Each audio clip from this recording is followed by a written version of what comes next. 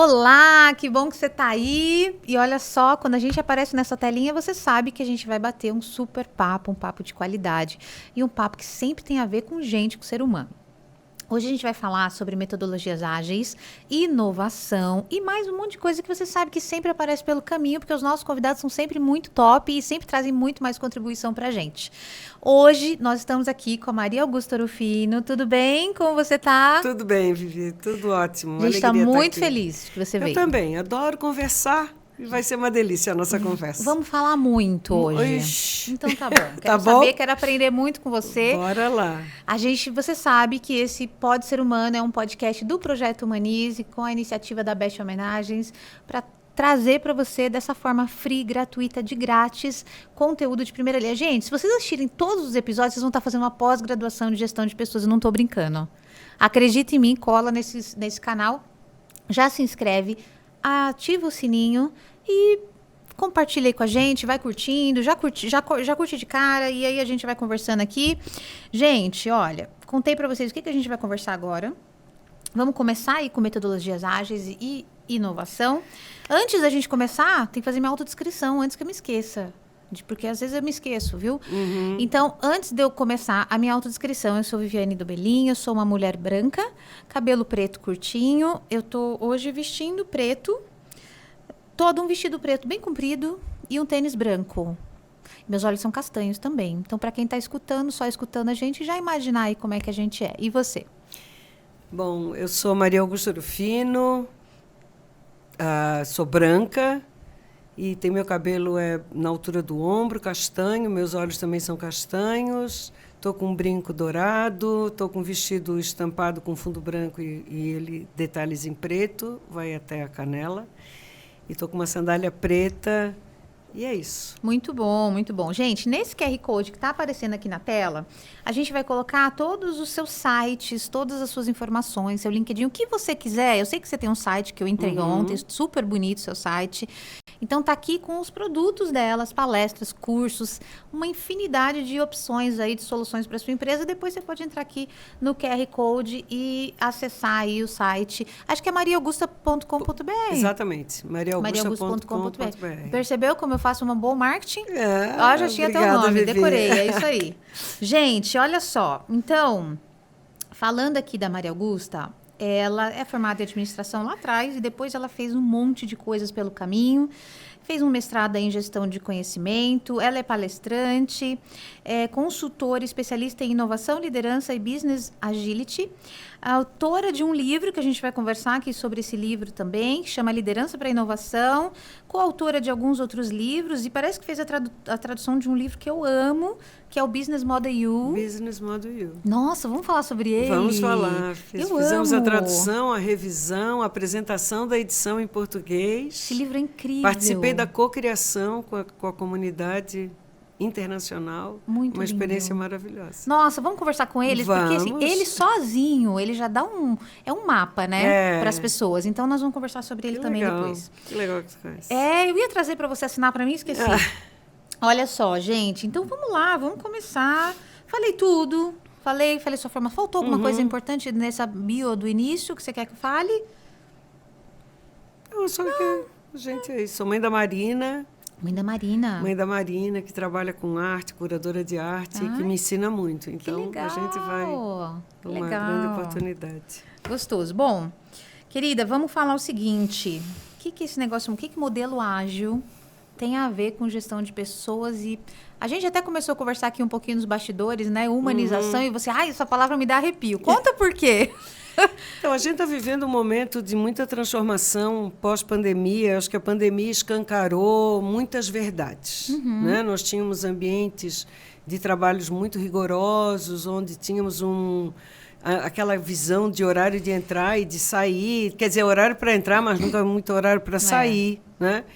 E uma separação, como se fôssemos pessoas, tivéssemos vários eus durante o dia. Né? Então, sou mãe, eu sou dona de casa, eu sou filha, eu também trabalho, sou colaboradora em tal empresa. Então, quando eu entrava naquele ambiente, a gente deixava tudo para trás, porque só cabia trabalho ali. Sim. E quando a gente vai para dentro de casa, e que foi muito interessante que a gente virou vários memes, né, Vivi? Lives com um gato caindo em cima do computador, criança aparecendo, pessoas passando atrás enrolado em toalha, né? Então, a gente viu que o mundo é esse aí. Que nós somos uma série de pessoas ao mesmo tempo, tudo junto e misturado, e que a gente não tem como separar. Então, quando se começa a trazer essa visão do humanizado, é um resgate a uma posição de que somos gente, né? Somos pessoas, temos sentimentos, temos encrencas, temos perrengues, nem todo dia a gente está bem, né? Temos movimentações diferenciadas. E vejo que as organizações agora, quando trazem esse papel, me questionam, então, o que nós tínhamos até então, né? Eu brinco, mas era o quê? Era uma clínica veterinária, que a gente cuidava de cavalo, e não eram pessoas, então, para a gente agora ter que trazer, e precisa trazer, porque ainda tem muito uma visão de comando e controle, de autoritarismo, de assédio, e hoje a gente começa a ver uma mudança cultural extremamente importante nesse agrupamento de pessoas em torno de um objetivo comum.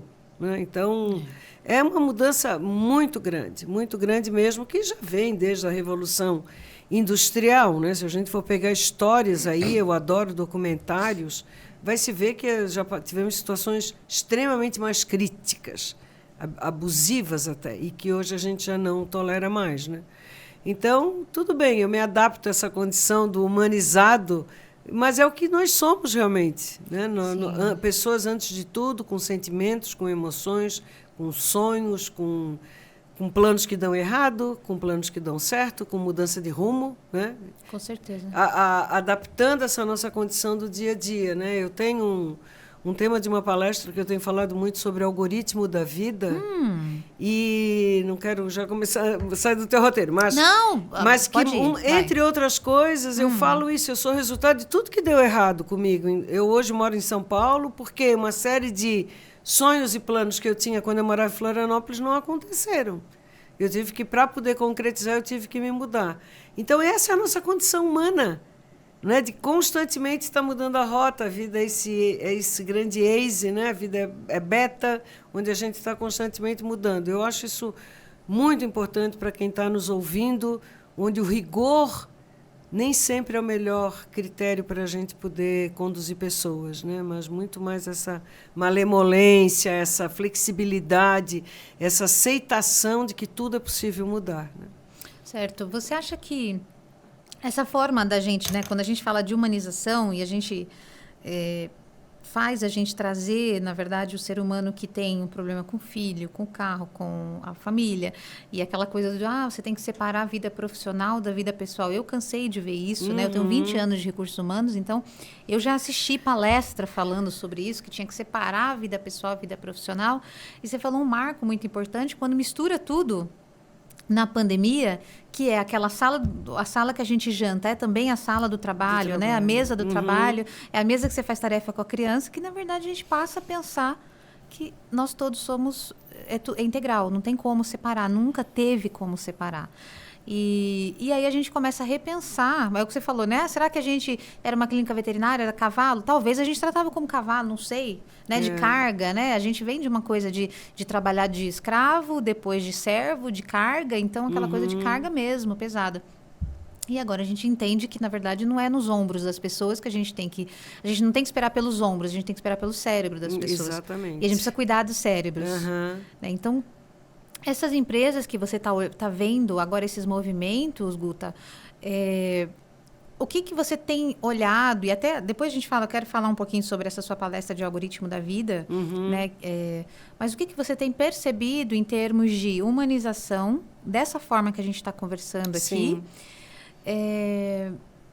O que você tem sentido dentro aqui do teu mundo? Você é consultora e você faz aqui uma abordagem especial em modelos ágeis. E o que esses modelos ágeis, dentro dessas, quando você vai fazer a implantação, tem a ver com a humanização? Olha, tem tudo a ver. Primeiro, eu acho que as metodologias ágeis, elas são muito recentes. Se quiser falar o conceito também?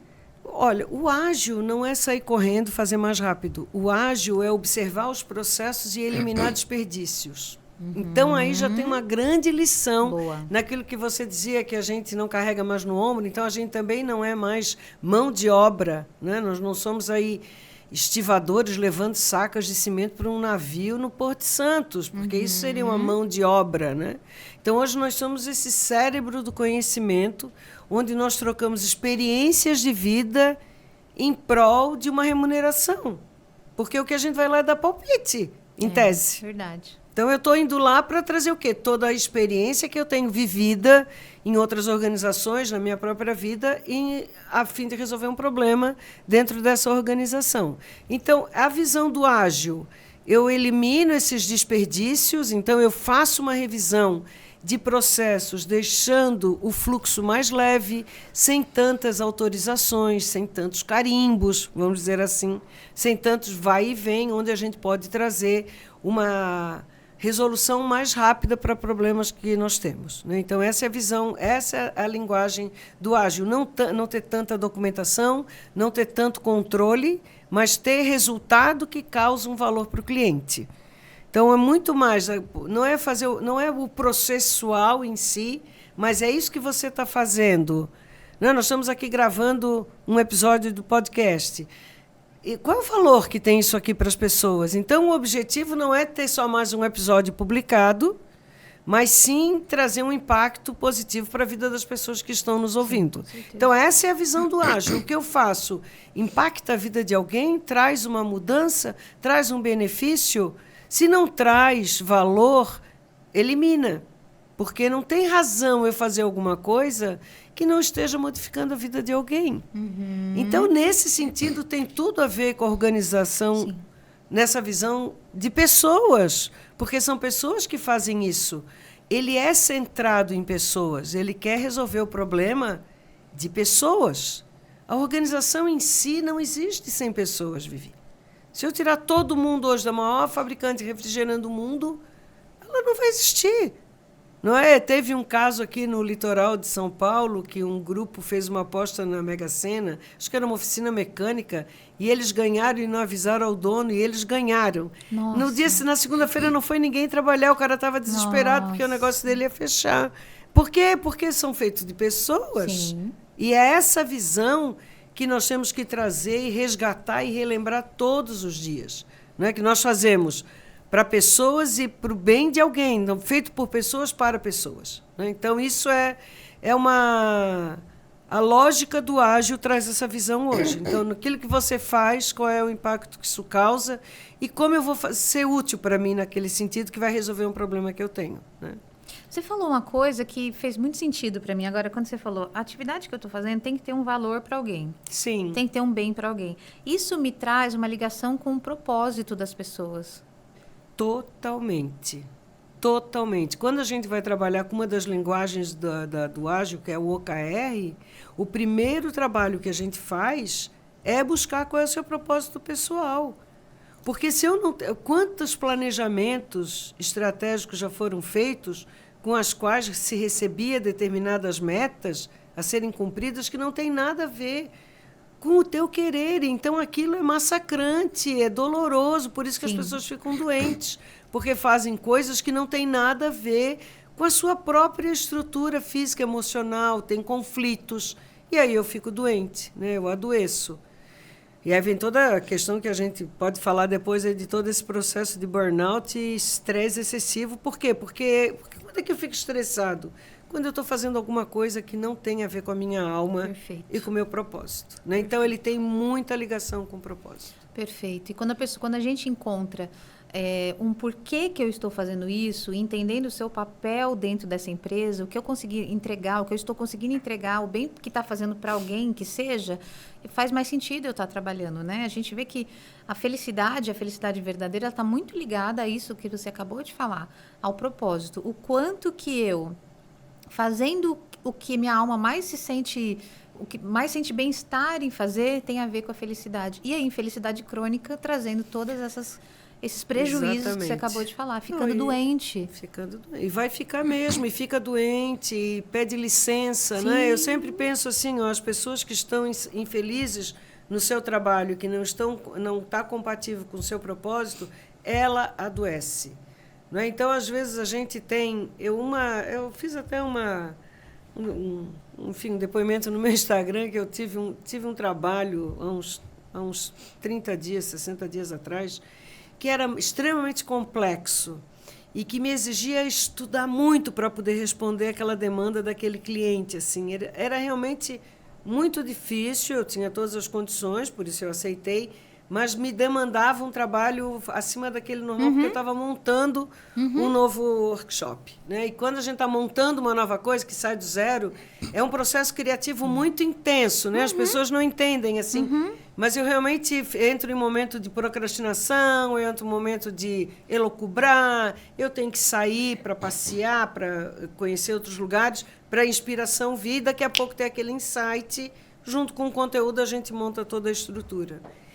E ali, Vivi, me deu uma gripe. Eu já sei que gripe, para mim, é tudo que é relacionado à autoridade, né? Todo o sistema respiratório, o primeiro contato é o pai, quando a gente nasce. Então, dentro de uns sistemas aí que eu estudo, o sistema respiratório tem a ver com a autoridade. Eu dizia, caraca, que autoridade que esse assunto está me pegando aqui, que me derrubou. E aí eu gosto de observar esse processo, né? Digo, relaxa, né? É realmente muito sério o que você está fazendo e vai relaxar. E aí teve um dia que eu me permiti, eu cancelei todas as reuniões e eu fui dormir de tarde porque eu precisava, o meu físico estava pedindo aquele descanso. Então, veja que felicidade que eu tenho, que eu posso, eu primeiro me autoconhecer, saber que aquilo ali estava me pegando. Segundo, ter um sistema flexível de trabalho, que eu posso parar com tudo e dizer assim, não vou hoje para lugar nenhum, meu corpo está pedindo descanso. E fechei tudo, dormi, descansei, tal. Claro, evidente, me mediquei. No dia seguinte eu estava boa. Aí eu fico pensando, imagina isso numa condição de quem tem que bater um ponto, que tem que mudar de ambiente, que tem que pegar 2 horas de ônibus, e que tem que ir nessas condições para o trabalho, e tudo que ela quer ficar quietinha em casa dormindo uma tarde. Mas não pode. Não pode. E aí, isso é que eu digo assim, como é que eu vejo esse papel da humanização nesse processo? Né? Como que eu observo e acredito... A Vivi disse que ela realmente está doente, ela não está fazendo onda, vai ficar em casa. Não, a gente desconfia, tem que vir um atestado, tem que provar que era ruim, que estava mal, que não sei do quê, tal. Então, essa visão da confiança, ela meio que desaparece nesse contexto, né? De quando eu tenho uma visão de comando e controle. E é um dos aspectos que o ágil facilita muito, né? Porque o ágil ele traz uma visão de autonomia, confiança e protagonismo muito forte entre os times, dos quais nós somos autogerenciáveis, autogovernados, e, nesse caso, eu avisaria meu compromisso é com esse time, e que vou dizer, galera, não está legal hoje, compenso depois, vou fazer e estaria tudo bem, né? Então, são coisas que nós temos muito que aprender ainda com o ágil dentro das organizações. Você acha que esse é o modelo que deve... Eu não sei, não dá para falar, lógico, que é o melhor modelo de gestão, mas seria um bom modelo de gestão, ou você pode falar, ele é o melhor modelo de gestão hoje, quando a gente pensa em liderança humanizada? Tudo que é superlativo é um pouco perigoso, né? Eu diria sim que ele tem se mostrado adequado a essa turma que está entrando nas organizações. Porque o que eu vejo que é bem interessante... Geração Y. Exatamente, mas também ele também traz uma possibilidade de ter... Como a gente precisa trabalhar com times diversos e interdisciplinares, e a diversidade é um fator fundamental em times de inovação, ele cabe qualquer idade nesse contexto. Mas ele é muito adaptável a essa geração que não nasceu para ser controlada. Sim. Então, me conta um pouco. Você estava falando assim, que dentro do modelo ágil, são squads que são montadas. Equipes, times montados, e eles, cada um tem a sua tarefa. Explica um pouquinho, até para a gente entender. Quando você me fala que ele é muito adaptável para as novas gerações, isso é muito interessante, porque as empresas podem falar, puxa, então eu preciso olhar isso aí com carinho, porque minha empresa só perpetua se eu trouxer as novas gerações. Não adianta você achar que para o resto da vida você vai ter essas pessoas que você tem hoje. Então, me conta um pouquinho como é que funciona. Então, são as equipes e não tem... eu sei que tem um líder, mas é um líder por tarefa, não é isso? Sim. Como é que é? Um squad ele é formado normalmente por até 10 pessoas. Nesse time tem 2 figuras que são bem importantes, que é o Product Owner, o dono do produto, que é quem faz o contato com o cliente e define as prioridades desse time. Ele não é líder, ele é aquilo que a gente chama do PO. Não existe a figura de um líder, o líder da área, o gerente da área. Não tem. Não, ele é autogerenciável. Cada um sabe, e daí, junto com esse PO, tem um planejamento. Para quem que ele pede aumento? Para quem que ele pede aumento? Se ele não tem líder, só para eu entender. Não, no squad ele não tem líder, ele está vinculado a uma área. Ele não deixa de fazer parte de uma área da empresa. Tá bom, é matricial, então. Ele é matricial. Tá bom. Eu desloco a estrutura hierárquica da empresa, continua, mas eu sou deslocado daquilo ali para poder fazer uma entrega específica de um projeto que eu estou executando. Tá bom, entendi. Tá? Então, normalmente, tem até dupla função, assim, porque eu continuo fazendo as atividades da minha área, mas eu vou entrar em outro ali para poder executar. Então, o contato com esse PO, que faz o contato total com o cliente, que também é parte desse time, e que define todas as prioridades, prazos, normalmente, questões de entrega até 45 dias. Então, por isso que eu ágil. Eu tenho que fazer, resolver, entregar em 45 dias, no máximo 60 dias. Certo. Então, isso dá uma... Quem é o orquestrador desse time que tira impedimentos, é o que a gente chama do Scrum Master, que é outra figura também, e que está ali dentro para poder ser o nosso grande maestro. Eu sempre digo que é aquele que concilia as atividades da estrutura formal com esse time que está trabalhando de forma autônoma, né, independente. Então, esse grupo ele se organiza, ele define as suas prioridades, aquilo que a gente chama de sprints, que são reuniões, são prazos que a gente define. Uma sprint é um termo em inglês que significa uma arrancada. É um prazo que eu vou fazer 15 dias, 30 dias. O grupo é autônomo em definir. Não, nós vamos fazer isso aqui, essa sprint tem 30 dias. E ali a gente define tudo que vai ser feito, entregue e validado. Né? Então, é isso assim que funciona. E não é romântico, não é fácil. E a figura do squad surge no Spotify. Quem já viu a série no Netflix, né, chamada Playlist, vai ver que não é nada romântico, que não é tanto quanto se fala. Eu já assisti. Não é? Nossa. Porque não tem nada a ver. Sim. Né? Daquilo que romantiza, não é fácil. É muito difícil. Tem conflito, nem todo mundo se adapta ao grupo, mas eles têm autonomia para poder deslocar quem não está adequado àquela função. Né? Então, pelo menos é o que se vê na teoria. Né, Vivi? Porque na prática a teoria é outra, né?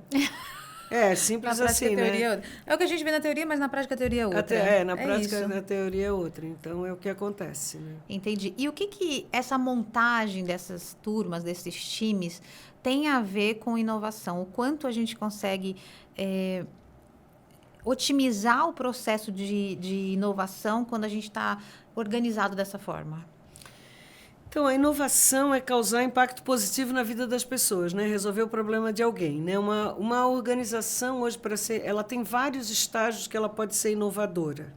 Então, vamos lá. Assim, se eu pegar aqui os 3 horizontes da inovação como um parâmetro, eu posso considerar que esse primeiro horizonte é o nosso dia a dia, a inovação em processo, que é como se a gente tivesse aqui nessa organização, pudesse ver, você ter autonomia para inovar no seu processo de entrevistas, de anotação, de controles. Você é autônoma para fazer aquilo ali. É seu, é a sua área, o seu campo de ação. Né? Então, esse seria o nosso dia a dia. Então, como que eu trago essa visão? Um outro aspecto que a gente pode imaginar é já um segundo horizonte, num prazo talvez aí de 5 anos, onde eu vou trazer a inovação no meu modelo de negócio. Então, beleza, vamos trazer para cá o exemplo. Como que nosso podcast pode ser monetizado fora daquilo que a gente já tem hoje? Então, a gente iria imaginar essa inovação em outras formas de nós sermos monetizados. Então, a gente vai criar marca, nós vamos fazer camiseta, nós vamos vender caneca, enfim, só como exemplo. Vai anotando aí tudo que ela está falando? Para mim, obrigada. Não é? Então, assim, como que você pode inovar? Então, daqui eu posso... vender as consultorias dos consultores, tá certo? Então, já estou te dando dicas aqui de como inovar. Isso é o que a gente fala de um horizonte 2. Né? Como eu digitalizo esses processos, se eu tenho hoje uma loja física, como que eu faço ela, um e-commerce e assim sucessivamente. Já um Horizonte 3, ele é um espaço de mais longo prazo, ou extremamente disruptivo. Né? Então, a Amazon, quando começa, ela já começa num Horizonte 3, mas hoje ela é Horizonte 1. O que ela faz é processo, é inovação. Quando ela começou, foi aquele boom, né? A Apple Store, quando começou, hoje não, hoje ela é processual. Então, também tem isso, tem essa variação. Eu diria assim que um dos aspectos no Brasil mais inovadores que a gente tem visto, que está todo mundo curioso, é o IVE, que é o drone dirigível da Embraer, que está sendo testado, já está em fase de protótipo e tudo mais. Então, quer dizer, eu crio um novo mercado. Né? Esse Horizonte 3, assim, eu crio um novo mercado. Por isso é chamado de disruptivo, porque eu mudo a forma de fazer negócio. Por exemplo, o micro-ondas na nossa casa mudou totalmente a forma de a gente fazer negócio. Ele veio toda a indústria alimentícia que se adaptou. Verdade. Surgiu o freezer que a gente não tinha uma geladeirinha acima, lembra? Dentro da mesma. Aí vem até freezer para dentro de casa, que não existia freezer dentro de casa separado, né? Vertical, horizontal. Porque ele muda a forma de poder descongelar. Antes a gente não tinha como descongelar alimento, né? Não se congelava alimento. Então eu acho um exemplo que está bem. Hoje é totalmente processual. Totalmente incremental. Muda uma coisinha, um botão, a tela, a capa, mas ele não muda a essência em si. Então, nesse processo de como que esses grupos podem, voltar à tua pergunta, eles têm muito o que fazer nesse Horizonte 1, que é o nosso lado processual dentro das empresas. Estamos nesse nível ainda. Não, é muito importante, Vivi, porque hoje as empresas, só em revisão de processos, conseguem fazer economias de bilhões.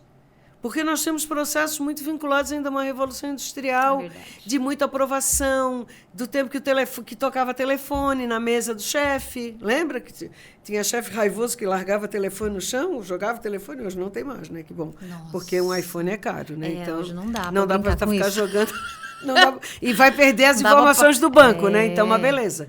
Mas, então, nós temos ainda muitos processos que são datados aí de 1970, 1980, que perduram em muitas organizações. A nossa forma de monitorar o controle de presença, a forma de repassar trabalho nas organizações, o excesso de e-mail que nós temos para copiar todo mundo.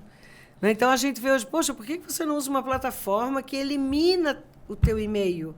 Então, é muito importante a inovação no Horizonte 1, e é aquilo que eu digo, é o teu território. Né? Na área a gente está falando aqui de pessoas, quantos processos, nós temos avaliações de desempenho ainda que são datadas anualmente. Puxa, o que é que eu fiz em agosto? Sabe, dava um filme. O que eu fiz em agosto de 2022? Eu não sei, a menos que eu vá na minha agenda ver o que eu fazia. Mas as pessoas acham que pode fazer avaliações anuais. Isso é um Horizonte 1 que tem que ser mudado. Como que eu trago avaliações a cada 3 meses, com reuniões de feed-forward, não só de feedback, né? Como que eu olho para frente, como que eu estimulo esse colaborador, essa colaboradora a assumir um protagonismo, inclusive na sua formação. Né? Então, tem muita coisa aí que tem um espaço gigantesco dentro do job description, que eu digo, não tem que ter autorização de diretoria. A inovação nos teus processos é contigo, é com você, com a sua área, com o seu time, não tem que falar com ninguém, muda e faz. Né? Tá. Quais as perguntas que quem está assistindo hoje pode fazer dentro da sua tarefa que ajude eles a eliminar desperdício de tempo, Quais as perguntas? Ele tem que olhar o que ele faz e como que ele se pergunta sobre aquilo. Primeiro, ele tem que desenhar, mapear o processo. É muito difícil. Se eu não mapear, e mapear o processo significa o quê? É a jornada que eu executo diariamente para fazer aquilo ali. Né? Então, eu chego, eu tenho que pedir autorização para poder acessar um sistema, eu tenho que me comunicar com o colega para poder fazer, eu mando para autorização da minha liderança, a minha liderança leva 15 dias para me responder.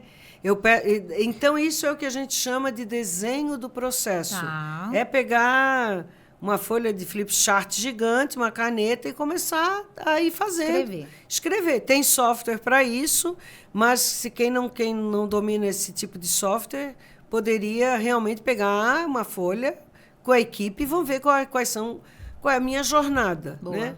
Então, é simples, assim, como se eu quero comprar uma passagem aérea, eu sei fazer a minha jornada.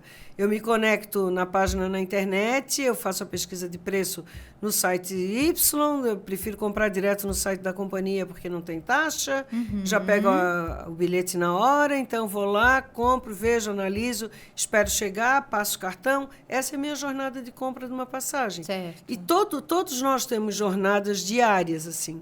Então, um desses processos que a gente faz, dentro da visão do Lean, do enxuto, que é uma experiência da Toyota que a gente traz em 1945, mas que ainda muito temos que aprender, é exatamente isso. O Lean é o enxuto, né? O enxuto é aquilo que tem o necessário, sabe? É ser espartano. O que é necessário e imprescindível para executar essa atividade. E eu devo te dizer assim, que a gente já fez revisão de processos assim estruturados dentro de consultoria. Isso é um processo que leva uns 6 meses, não é uma coisa simples, porque depende de muitas entrevistas, enfim. E uma das coisas que mais aparecem é níveis de aprovação. Vai e volta, vai e volta, vai e volta. Onde é que está a autonomia? Né? Onde é que está o protagonismo? E então, outra coisa que eu não falei aqui, que é outra coisa que eu também fico arrepiada, que é uma coisa chamada senso de dono. Né? Senso de dono. Uma vez, nós vamos falar de senso de dono. Beleza, senso de dono. Eu sou a dona, amanhã não venho trabalhar porque eu vou... Você pode fazer isso? Você não pode, né? Posso fazer? Imagina, se eu mando assim um WhatsApp... Chefe, hoje eu estou vivendo senso de dono, vou ficar na praia porque está muito calor, chefinho. Tá mesmo, gente. Como é que fica? Falar, já fica aí, já fica. Não é? Fica aí. Já fica aí para sempre. Já fica para sempre. Não é, Vivi? Então, Nossa. São termos que a gente usa, mas que eu gosto muito de analisar a estrutura do próprio português na coisa, sabe? Eu gosto muito da língua portuguesa. Disso. Faz muito sentido. Eu gosto muito de estudar a essência da palavra. Digo, gente, vocês estão preparados para trabalhar senso de dono? Uma vez uma loja de varejo me chamou para um workshop para fazer senso de dono. Gente, vocês dão plantão, tem lojas que viram 24 horas. Senso de dono, fiquei com sono, vou ficar em casa dormindo, porque alguém vai fazer, não é? Tem algum subordinado que vai fazer para mim. Você falou agora há pouco do seu exemplo, você estava gripada. Sim. E porque você é dona, você tomou seu remedinho, você descansou e se recuperou. Só que você é a dona do negócio. Quando a gente vê isso na vida real, parece que não existe isso. É intangível essa coisa de senso de dono. É intangível. Porque nunca você vai ter os benefícios que o dono tem. Nem as encrencas também, viu, gente? Sim, mas porque eu acho que é complicado ter essa visão do que eu vou ter pessoas com senso de dono. O que é o senso de dono? É trabalhar em excesso, não ter horário, porque o dono é isso? É isso. A gente pensa no negócio, eu penso no meu negócio 24 horas por dia, sim. porque até sonho, às vezes eu me acordo e penso, opa, que sonho bom que eu tive aqui. Então, esse é o significado que a gente tem que trazer, né, para as pessoas que estão hoje, principalmente na área de pessoas, de como que tem visto isso e reproduzir modelos que ainda são comando e controle. E então, escreve isso lá na parede, né? Nos valores da empresa, que bonito. Bota em todos os andares e aí, na real, é comando e controle. Na real, tem que bater o ponto. Para entrar. Para sair não temos hora. Para sair não pode bater. Não temos horário ainda, porque tem muita coisa para fazer, né? Mas a gente negocia suas horas extras. Vamos pôr no banco de horas, porque sai mais barato. Põe no banco de horas, mas aí nunca tem tempo de usar, né? De tirar, né? Porque se eu já estou fazendo hora extra, porque eu já estou com sobrecarga de trabalho, né? Exatamente. E aí, quando você está perto de um esgotamento, fala, tira o seu banco de horas. Não, e é tão engraçado que eu escuto assim, né? Eu trabalho com esse processo de inovação dentro das empresas, né? Uma dinâmica que eu gosto muito é do design thinking, que é trazer essa visão do design. É um workshop super, super dinâmico. A gente realmente É fantástico, assim. As pessoas se soltam, elas não têm uma hierarquia ali mesmo, eu não quero saber qual é o cargo que tem dentro da empresa, então já juntei CEO com menor aprendiz, e o combinado com esse CEO era que você não vai dizer quem você é. Ah, legal. Muito legal, e aquela meninada dando opinião, e ele ali ouvindo, muito bonito de ver, sabe, Vivi? E nesse processo todo, assim, daquilo que a gente vai trazendo e vai vendo, vai se colocando, as pessoas vão realmente se liberando, né? Então, é uma coisa de poder trazer aquilo que elas melhor podem contribuir, né? Qual é o estado mental das pessoas que mais contribuem hoje nas organizações? Como essa pessoa se sente? Extremamente gratificada, feliz de poder trazer uma contribuição. E mais do que tudo, não é a pessoa, mas é o time que se formou. Porque isso também é legal, não é o funcionário do mês. Não existe isso. É sempre um time que formou uma solução e que foi testada, que foi validada, que a gente vai para a rua, que faz entrevistas, que verifica, que faz protótipo. Não é também a primeira que vai funcionar. Eu não sei, mas é aquilo que foi para a rua ver. Mas a alegria é uma alegria genuína. É uma alegria genuína de poder saber que aquela organização está dando espaço para que ela possa emergir com soluções voltadas para as pessoas, né? Voltada para realmente resolver problemas de pessoas, feito por pessoas, né? Então, é muito legal. Você falou isso do funcionário do mês, né? Isso ainda tem muito lugar. Tem. Isso tem muito lugar e tem algumas linhas que falam, cara, você tem que ter concorrência entre empresas, não entre pessoas e grupos dentro da sua organização. Você concorda com essa linha? Olha, eu vou te dizer que a palavra concorrência eu não uso há uns 15 anos no meu vocabulário. Se por acaso eu fizer um texto e aquilo ali cair, intencionalmente eu modifico. Porque se a gente for observar a natureza, ela é extremamente colaborativa. Se eu quero trazer um ambiente de pacificação, de harmonia e humanizado, não cabe competição. Não tem o melhor. É um grupo. Não tem o funcionário do mês. Cara, se ninguém abrir a porta, eu não entro na empresa. Né? Se alguém aqui, quando eu cheguei, não abrisse o portão, eu não estaria aqui. Se eu não tivesse chamado um Uber, eu não estaria aqui. Percebe? Então, E quantos preparos nós tivemos, a quem já está escutando aqui, a gente está conversando há meses. E a gente nem sabe quem que vem, de onde é que vem a mensagem, a gente responde, atende. Então, é um grupo de pessoas em prol de um resultado que vai ser publicado depois. Então, tem muitas pessoas fazendo, não sou eu que estou fazendo esse papo aqui.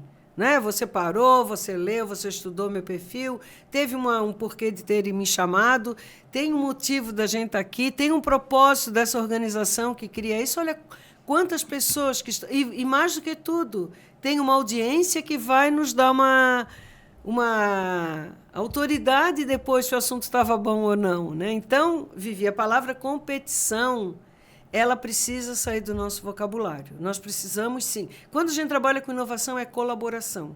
É colaboração, colaboração, colaboração. Isso é o belo da questão, entendeu? As pessoas se sentem amparadas, porque não vai ter o melhor. Tem a solução que o grupo conseguiu para aquele grupo de pessoas. Né?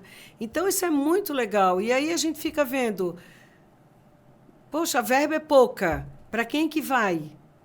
Nesse caso, é melhor passar para o squad e dividir para todo mundo, porque eu vou dar para o fulano. Eu já escutei isso quando eu trabalhava em organizações assim. E eu sempre fui muito motivada, né? Eu adoro trabalhar, adoro descobrir coisa nova. Tem gente que me chama workaholic, eu digo, você não sabe. Eu acho que Picasso também devia ser, porque ele gostava também daquilo que fazia. Eu amo o que eu faço. Então, não tem problema se eu pegar um documentário no Netflix, parar para anotar, porque achei que tem insight legal para a minha próxima palestra, entendeu? Paro, eu adoro eu sou mulher documentário. Então, nesse processo, o que a gente vem trazendo é exatamente mostrar que juntos somos melhores. Juntos somos melhores. E observe a natureza. Observe a natureza, né? O pássaro vai lá, come a fruta, aí ele dispensa a semente, aquela semente cai, vai brotar, e geralmente longe da árvore mãe, para ter diversidade no processo, né? Então, em resumo, a inovação ela é diversa, precisa de diversidade e é extremamente colaborativa. Quem não tem esse perfil não vai ser inovador.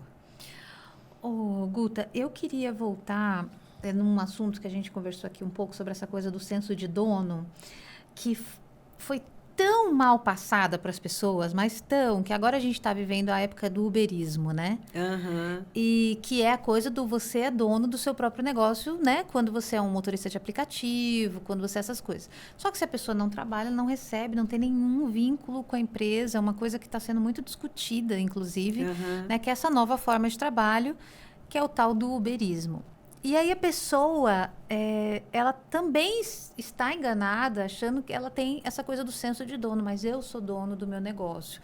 Eu trabalho a hora que eu quero, mas essas pessoas estão trabalhando 70 horas semanais, 80 horas semanais para poder ter um mínimo, um valor digno no fim do mês. Uhum.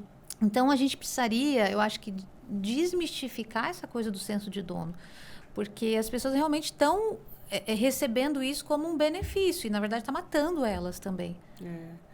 E essa condição, ainda assim, eu acho que ainda o Uber em si, o processo que foi criado, assim como os motoqueiros de entrega de fast food e tudo mais, que também é outra categoria massacrada. Totalmente.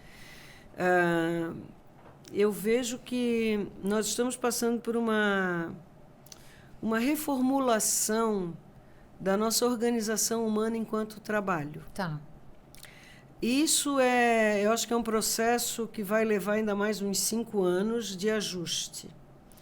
Porque quando começaram essas organizações ditas exponenciais, que cresceram muito rápido, como o Airbnb, como vem um Uber e vem toda essa condição trazendo uma nova organização do trabalho, nós não tínhamos nenhum tipo de regulamento básico. E isso, a própria vida vai trazer esse ajuste, porque também é da natureza, Vivi. O universo, uma floresta, ela se auto-organiza. E se vem um elemento estranho, ela pode levar tempo, mas ela se regenera. Então, o que a gente tem visto essa semana que aconteceu, e que trabalho com inovação e modelos de negócio, eu quero acompanhar, é o Airbnb, quando Nova York diz não tem mais Airbnb nessa cidade. Isso aconteceu? Não sei. Sim. Nova York proibiu porque estava entrando uma forma de muita festa, muito barulho, atrapalhando a vizinhança, gerando lixo, sem deixar uma remuneração para a cidade, somente para aquele proprietário. Sim. E ele falou, baniu. Aí Barcelona vem e diz a mesma coisa. Aí a cidadezinha de Alberobello, no sul da Itália, diz aqui também. Também não queremos. Daí vem, não sei do que, começa a falar. Então, o que é isso? É a própria organização dessa sociedade dando seus limites. O que nos interessa e o que não nos interessa.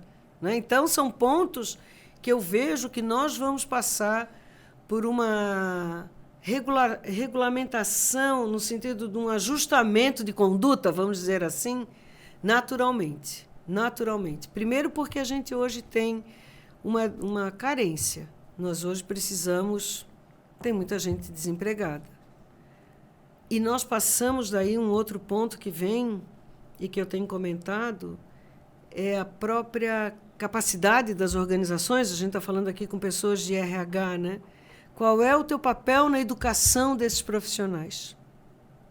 Então, a nossa responsabilidade é de prover conhecimento e educação complementar para que essas pessoas possam se posicionar em outro patamar. Você acha que esse é o papel do RH dentro de uma empresa? Também. Não é só, também, mas lógico. Eu diria que hoje as empresas, para elas terem os profissionais que precisam, elas precisam urgentemente complementar a formação que está deficiente na nossa estrutura de ensino. E quando você diz complementar a educação, em que... Por exemplo, hoje nós temos aí um déficit de 1 milhão de desenvolvedores no Brasil, 1 milhão de vagas. O ensino formal forma 53 mil profissionais. Como é que eu vou fazer isso? Aumento o salário e tiro da outra empresa? Ou eu vou criar minha turma do código? Ou eu vou ensinar a programar? Entendi. Eu posso fazer isso? Tem que fazer. Eu tenho que fazer isso. Tem várias empresas hoje já suprindo essa deficiência dessa maneira. Se eu não me engano, a Porto Seguro faz isso. A Porto, ela contrata pessoas que não sabem nada, elas treinam e depois tem um período lá, acho que a pessoa... Poderia citar aqui várias marcas, né? Mas aí vou deixar aqui para ter o critério depois. Não, pode né? citar. Porque a gente hoje tem consórcios, inclusive Itaú, Accenture e Magalu, com esse objetivo específico para formar esses profissionais. Contratam tem que ter, eu acho que nível superior, não saberia te dizer, e trabalham, carteira assinada, 6 meses, recebem só para estudar. E aí depois vão ser adaptados, vão ser colocados nos vários pontos. TOTUS tem um programa maravilhoso também, inclusive com mulheres na área de código. Então, a gente tem visto isso hoje crescer muito como uma necessidade não é que eu vou ficar só falando só de liderança tóxica. Eu tenho que trazer hoje conhecimento para poder resolver um problema. Sim. E aí, por que eu trago isso com essa visão da uberização? Porque eu acho que a gente teria uma outra condição, sabe? Se a gente pudesse dar um patamar de recolocação para muitos profissionais. Entendi. A gente vê hoje profissional por que é? Porque ele está desempregado. Né? Nós temos hoje lacunas enormes de falta de pessoas dentro das organizações. Então, eu não poderia trazer uma reciclagem desse pessoal num reposicionamento de vida? Certo. Eu acho que esse é o desafio, sabe? Outra coisa também que eu vejo muito, assim, a gente fala muito de hunter, né, de procurar pessoas, mas a gente não tem um banco de dados hoje dizendo assim, esse pessoal que é top, mas não cabe mais na minha empresa. Bateu no teto. Quem quer? Quem que pode? Vamos fazer permuta? Mas aí que tá. Vem a questão do colaborativo versus a concorrência. Eu não vou entregar esse cara. Não é? Exatamente. Processo colaborativo. O que a gente tem que aprender com os indígenas? Eu tive muita oportunidade de conviver com aldeias indígenas. Por que eles são nômades em si? Primeiro, quando eles veem que a terra saturou naquele ponto ali, eles vão para um outro pedaço que é próspero, né? Só aí já é uma lição absurda. Mas com relação às próprias famílias, para não ter acasalamento entre primos e parentes, quando a menina menstrua, aquela família sai daquela aldeia, ela procura outra. Sabe? É da natureza isso, né? A gente tem que aprender muito com esses povos originários, que traz uma sabedoria que a gente poderia levar para dentro das organizações. Verdade.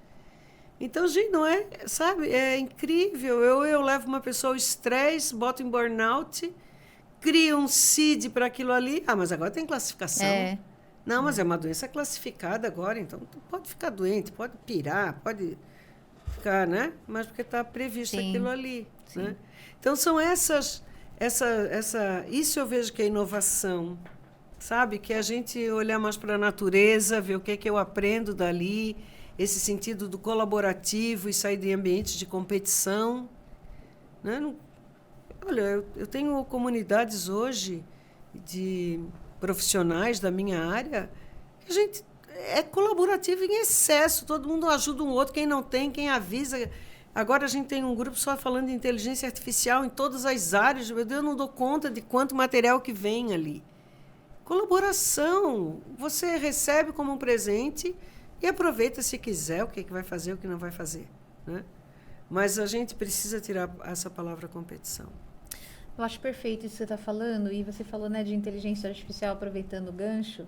E às vezes a gente acha que eles vão fazer tudo, né? Que eles vão trazer todas as novas ideias, né? Que é só você digitar lá no chat GPT, agora tem outras plataformas também, e que vem ali tudo, então todos os códigos. Então não preciso mais de programador, já ouvi isso, não preciso mais de programador, só você pedir aqui o código e que Peça. vem...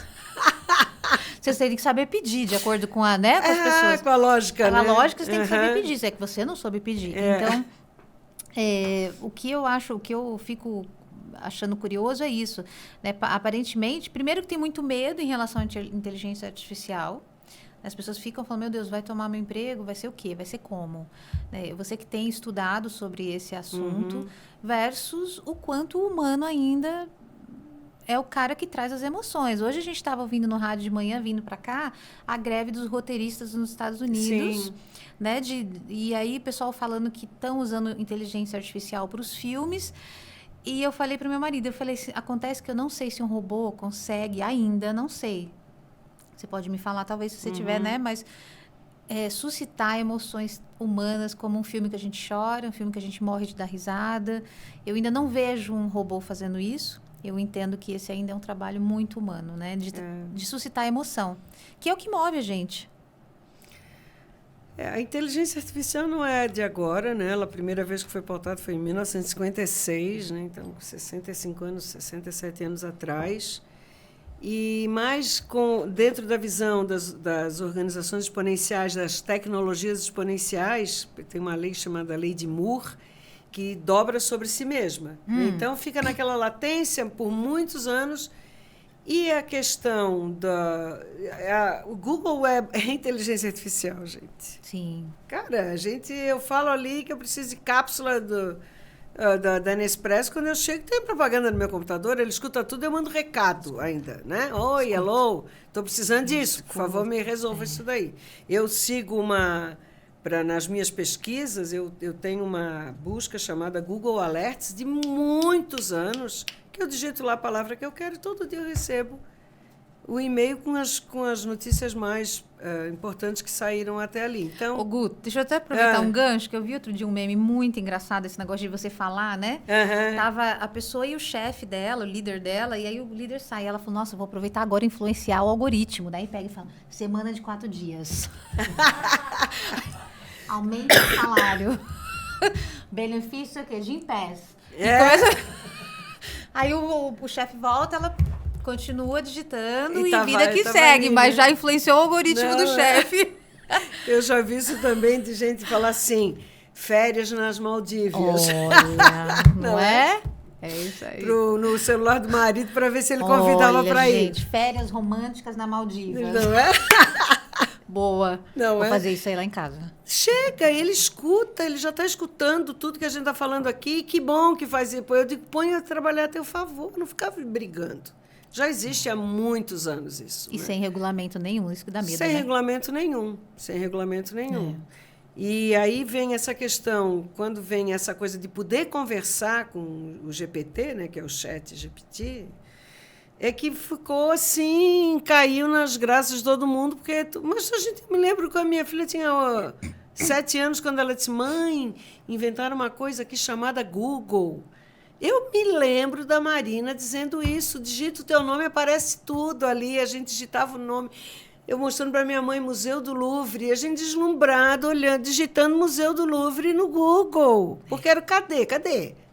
Lembra do Cadê? Nossa, Yahoo sim. sumiu, porque não teve competência de trabalhar o algoritmo naquela ocasião. O algoritmo está aí para nós direto, gente.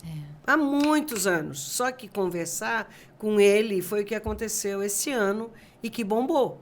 Porque mas cuidado, eu sou super fã, eu ensino o pessoal a usar nas minhas aulas, fazer meta de treinamento para quem está ouvindo aqui do RH, maravilhoso, não sofra com objetivos específicos e objetivos gerais, que era aquela coisa que a gente nunca sabe o que vai dizer. Ele é maravilhoso nisso, porque a gente nunca lê, né? Mas tem que ter. Tem coisa que tem que ter, não é? Projetos que tem que ter. Então, põe lá o que tem que ter.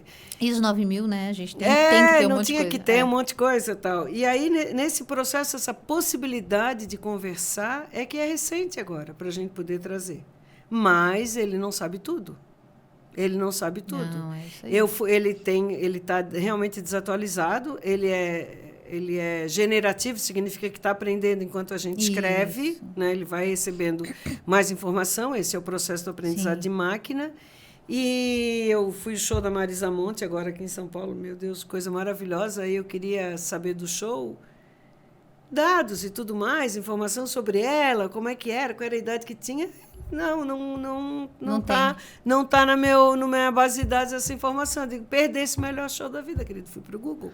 Fui pesquisar no Google, queria saber qual era a idade dela. Eu tenho comentado algumas coisas relacionadas a pessoas acima de 50 no mercado de trabalho, essa visão do etarismo, e ela não é nova. 57 anos, num palco, beleza, é dela que eu vou falar, né? Sim. Então, são coisas assim, Vivi, que traz, que muda, né? E que a gente tem que saber conviver com isso.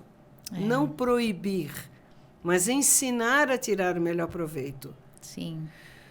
Gente, Google, quando entrou, acabou com a indústria da enciclopédia. Não verdade, ia ficar brigando com o Google porque estava tirando as enciclopédias das estantes e liberando para outras coisas. Mas você falou uma coisa das tribos que eu achei muito interessante, né? Que quando fica escasso, né? Que a terra fica não está mais fértil, eles se mudam e vão para outra região. Eu vejo que com os devidos cuidados, e aí a gente já falou aqui atrás sobre a questão da falta de capacitação, que a gente precisa capacitar as pessoas para que elas consigam produzir nesse outro lugar. Porque realmente a gente tem, sei lá, tá com 220 milhões, não sei se saiu o último censo aí já com o número atualizado de brasileiros, o que nós vamos fazer? E não é só o brasileiro, né? Eu sei que tem um estudo mundial para que exista um Bolsa Família mundial, porque não vai ter emprego para todo mundo, né? Eu já ouvi sobre isso, já li, e acho que faz sentido, porque talvez realmente não tenha, mas a gente precisa cuidar dessa capacitação. E é interessante você falar que isso é papel da empresa também, da iniciativa privada, e não só da iniciativa pública.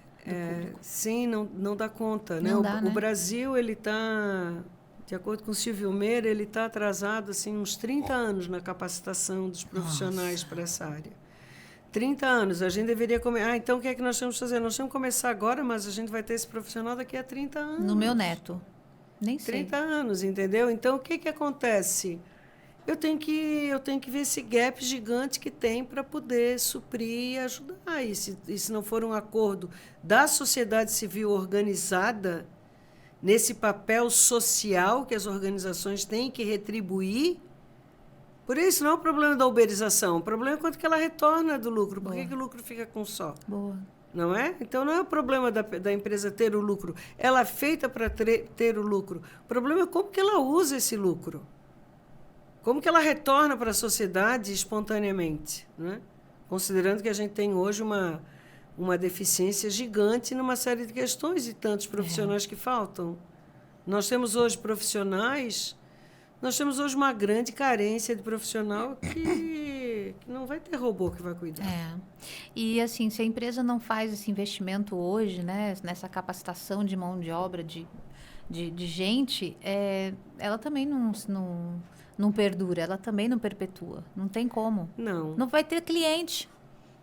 Não vai ter dinheiro para comprar o produto dessa empresa. Então, ela precisa pensar nisso, uma questão de sustentabilidade da própria marca, da própria indústria. Né? Da continuidade do processo. Com né? certeza. De novo, né? Eu sempre digo, Com passe certeza. um dia na floresta e veja como que é a simbiose entre a perpetuação, né? Isso ainda que se a gente não vai nem... Isso que a gente está vendo por cima.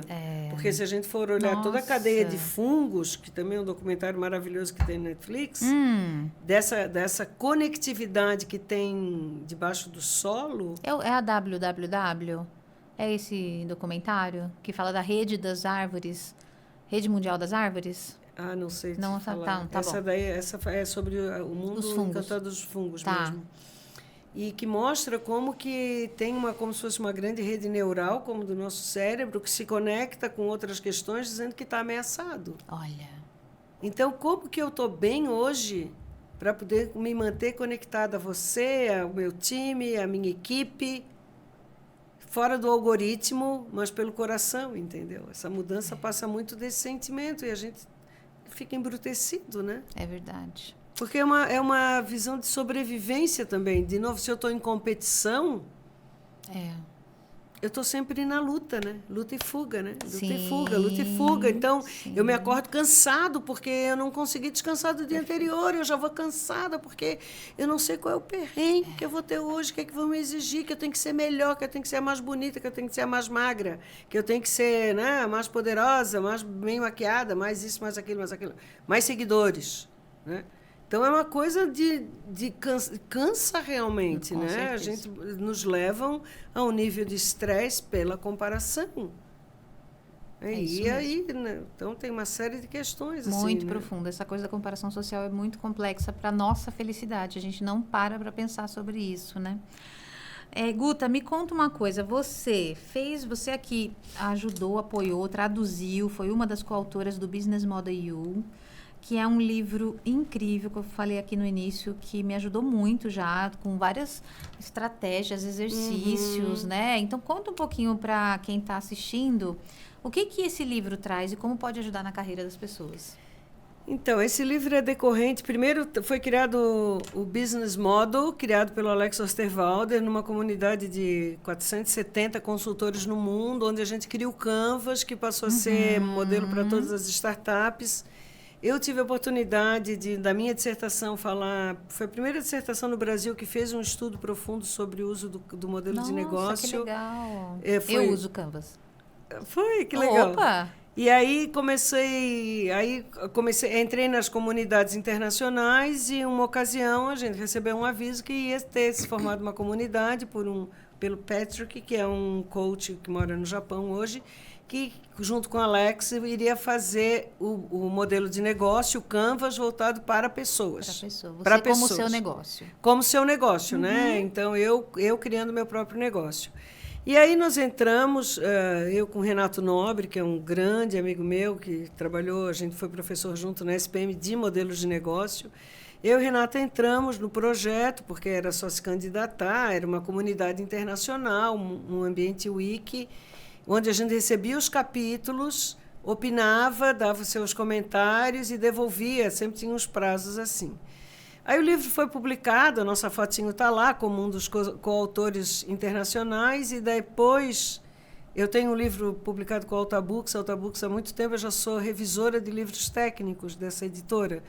E aí ela passou para que a gente pudesse fazer a revisão, então veio toda a brochura, né, do livro, e a gente fez a revisão da tradução, porque é muito importante, né? Porque nem sempre um tradutor técnico conhece. Sim. Eu já vi livros que a gente não consegue ler, entender, infelizmente, em português.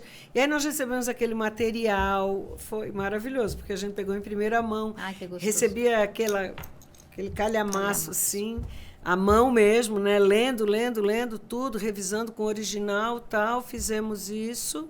E aí fizemos o editorial da edição brasileira, também fomos eu e o Renato que assinamos, e virou para a gente uma oportunidade incrível, principalmente para quem trabalha hoje com a sua revisão de carreira, com a sua análise de negócio. Ele tem coisas bem interessantes, né? Um dos aspectos que eu vi fundamento ali, mas eu já aplicava intuitivamente, Vivi, é que existem alguns modelos que a gente relembra a infância para fazer a profissão que você quer ter, né? Então, e ele traz uns autores fundamentando isso assim. Então, até os 7 anos, até dos 7 aos 14 anos, normalmente a nossa brincadeira com aquilo que a gente brincava é a origem daquilo que você quer ser, que você vai executar quando grande, né?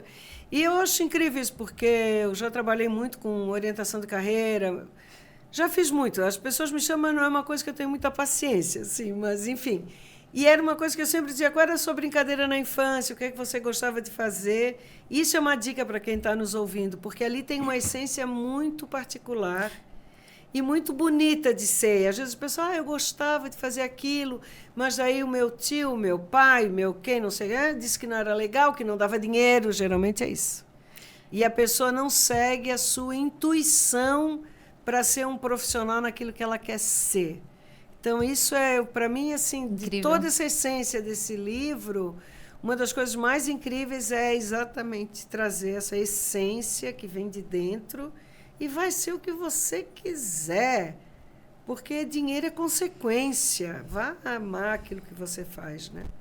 Então, a gente vê muitas pessoas, assim, hoje, principalmente do setor financeiro, sendo massacradas, né, pisoteadas em prol de um dinheiro que será aplicado ou, com sorte, não será aplicado no tratamento da saúde na farmácia depois. Né?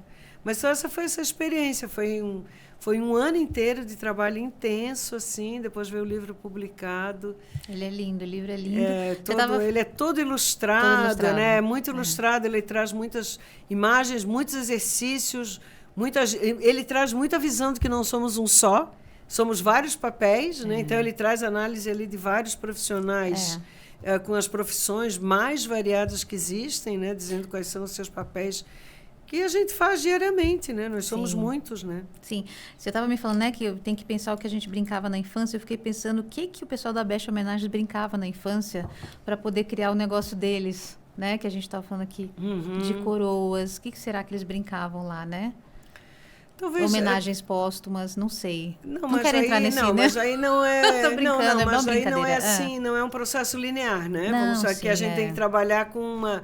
Mas com certeza poderiam ser pessoas que já gostavam de conversar, de dar atenção ao outro, de se fazer presente. Não eram pessoas tímidas nem caladas. É verdade, falam bastante, pessoal, viu? Não o pessoal é? fala. Então é isso. Então, geralmente são pessoas que já tinham uma sensibilidade com quem tinha recebido uma bronca na escola, tirado uma nota baixa e que, de alguma maneira, tinha vivenciado algum tipo de morte, porque a gente morre por um monte de coisa todo dia, né? Quantos lutos, né? Quantos lutos na vida que a gente passa?